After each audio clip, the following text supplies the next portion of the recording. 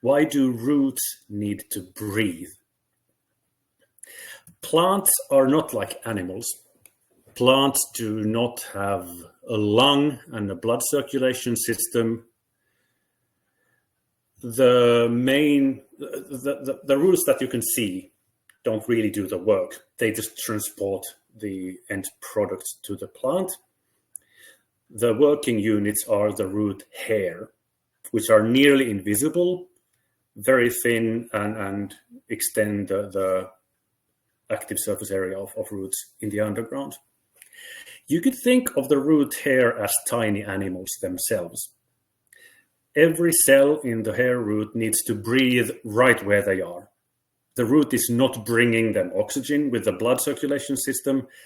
The oxygen needs to be right there. And this is why a waterlogged soil is not working. The hair root cannot operate because they can't breathe. And when they breathe, they consume oxygen and then they convert it into carbon dioxide. This works exactly the same way as if you have 10 people in a meeting room, you all start fresh, you keep breathing. It was supposed to be a 45-minute session. You're 1.5 hours into the meeting and everyone starts to feel faint because the oxygen level is dropping in the room. The carbon dioxide increase is not the problem, it's the absence of oxygen. And then finally someone opens the room, the window, you get fresh air and you can go on for another hour or two because now there's oxygen again. So the same phenomena needs to happen in soil. So what happens is that the root hair consume the oxygen along with microbes and everyone else in the ground. There's a myriad of all kinds of creatures consuming oxygen. But when you have a nice pore space, a good structure in the soil, this is not a problem. During the day, the oxygen gets consumed by everything that's growing.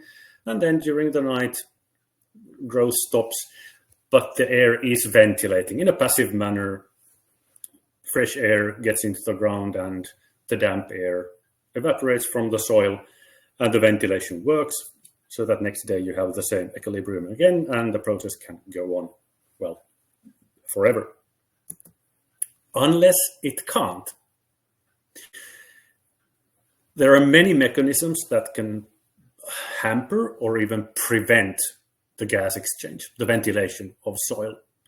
For example, if you have a fine soil, the topsoil layer getting really wet, gets saturated for a while, and that works like a plastic film on the soil, basically waterboarding the roots in the underground. And as a result, the oxygen level drops. It could also be a thatch layer on a turf.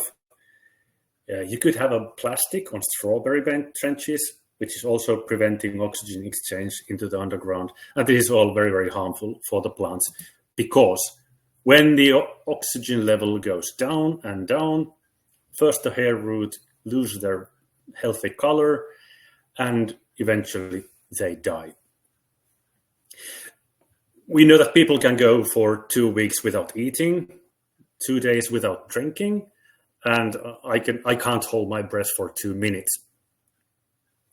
This is more or less the same thing with plant roots. Nutrients may stay absent for a while.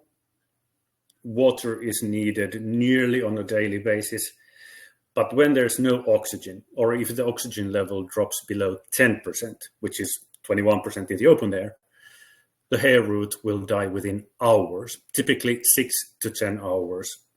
And they will not come back to life. The plants will need to grow new hair root to replace the dead ones. And that's taking 2 or 3 days for the plant. And during that time, it's consuming energy into growing new ones, not generating new energy because it doesn't have the tools to grow properly.